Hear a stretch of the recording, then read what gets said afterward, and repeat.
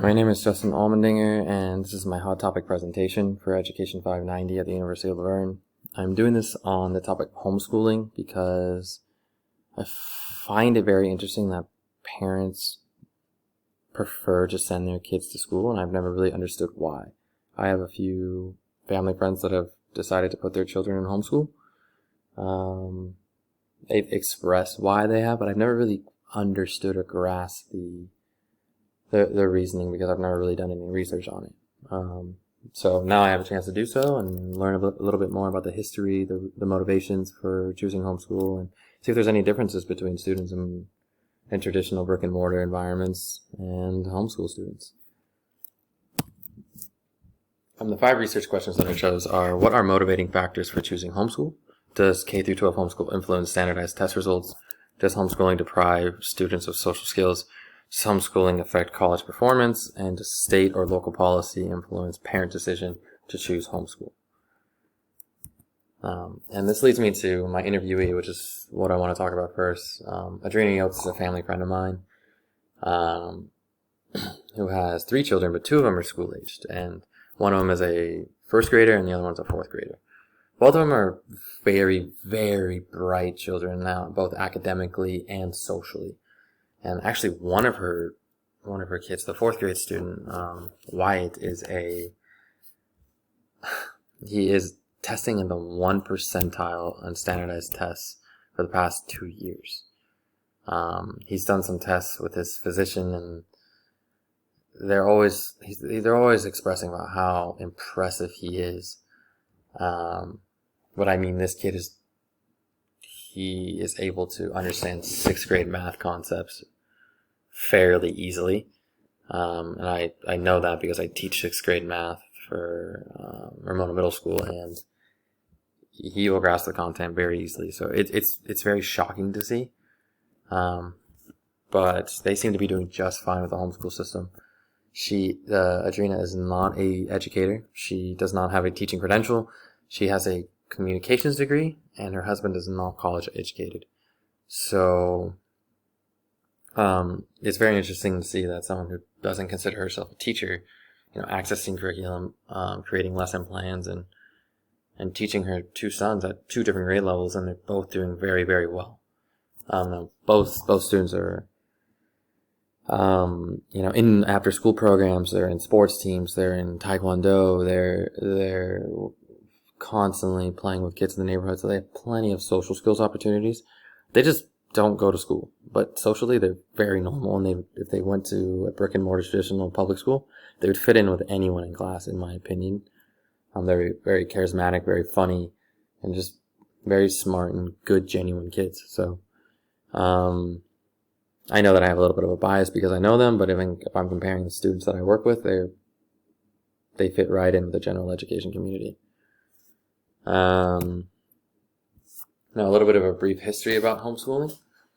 Homeschool is the main source of education for thousands of years. We don't really think about that, but at a certain point, there was no public school system or private school system. There was just, families that taught their kids specific skills, specific values, specific traits, provided knowledge in certain content areas. But that really ended and nearly went extinct by the 1970s, but gained popularity in the 1990s for some reason. And actually, that trend has been kind of increasing ever since then. A crazy statistic is that, there's been nearly a double from 2.6 million people enrolled in 2019 in homeschool to now 5 million enrolled from 2020 to 2021 in the United States, just in the United States. Now, it's hard to imagine that COVID-19 does not have a strong hand in that, because a lot of parents do not agree with the vaccine mandates or the mask mandates or any other policies that have been employed by public schools and or the federal government in response to the COVID-19 pandemic. But I just want to talk about parent-directed versus family-based homeschooling. There is a difference. Parent-directed homeschooling is when a parent completely takes control of their child's educational experience. So like my interviewee, Adrena, she is taking full control of the choosing the curriculum, administering the curriculum, and just in total control of how she administers that, instruction for her children. And then the family-based homeschooling is where there's families that make the decision to homeschool their child for whatever reason, but they look to a third party to provide the curriculum, provide some lesson plans, or have a case manager or teacher who is, overlooking their progress and monitoring the progress. There's a lot of charter schools that do this currently.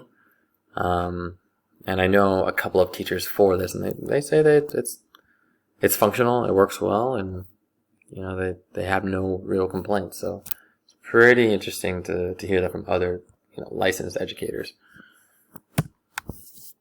But just to talk about some motivating factors for choosing homeschool, and based off the research that I was doing, all the articles that I read, mainly came down to parents chose homeschool to match their value system. That it could be political, religious, social, educational. But there's always something about a familial value system that led to the decision to choose homeschool. And these two tables below is data derived from the United States Department of Education. And on the left-hand side, there is data from 1999.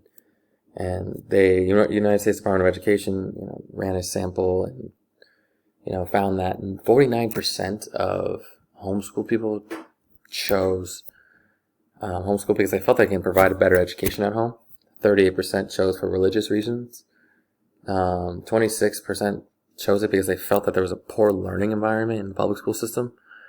17% chose family reasons, and then weirdly 15% stated that they could provide curriculum that would produce and develop more character or morality in their children than a public school system could.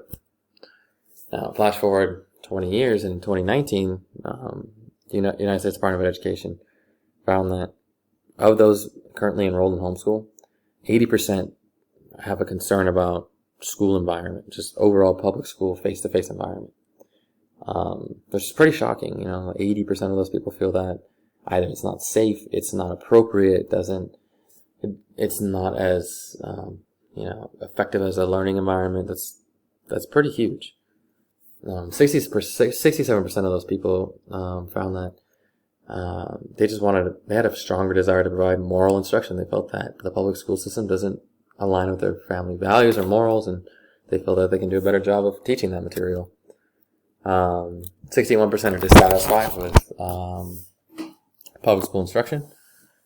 51% chose religious reasons, which is an increase from 1999, which is fairly interesting to me. I would think that would decrease, but apparently it's increased. And then 39% of people said that they just prefer to give a non-traditional approach. So they just wanted to go off the beaten path and give their children a different experience. Some other motivating factors has actually become, the idea of homeschool started off as like a very high socioeconomic, white Caucasian family thing. And now it's become more racially diverse. And one thing that Brian Ray talked about on the research that I was doing was that according to two scholars, one major factor for African American families choosing homeschool is that they felt that there was a culture of low expectations of black male children in public schools. And that is really disheartening for me because as a public school educator, that should not be the case. You should keep the same standard for everyone, no matter what. You're providing a bias, you're providing inequity, you are, not really helping anybody achieve their true potential if you're changing the curriculum or modifying expectations, unless students have special education needs and they need different modifications and expectations. But for a typical student to have lower expectations just because of race, you are adding to a very, very big problem in this country. And if that's how if that's not how I obviously run my classroom, but if that's a real problem in the public school system, then that is a fair reason, in my opinion, for people to choose homeschool. Now, I don't know if that's the case, but that is just one major reason that African American families are choosing homeschool. In continuing with motivating factors, Mary Morse and Sherry Bell, they ran a study that in their entire participants group, they found that parents that have students with disabilities listed the main reason for choosing homeschooling is they want to be more involved in their child's educational progress, which makes a lot of sense because a lot of people who I work as an education specialist, and a lot of times during IEPs, parents, even if you chat with them frequently and you're constantly informing them of new changes or behavioral and instructional strategies that are working in the classroom, they don't actually get to see it or be a part of it as much as they'd like. And they always want to be a part of their child's educational progress because if they don't actively practice, then they feel that they're losing control of their child or their child is not developing fast enough. So it's kind of a sensitive topic for a lot of parents with children with special needs. And then the secondary reason for parents with children that have special needs is they felt that children were not receiving adequate services in a normal institutionalized school.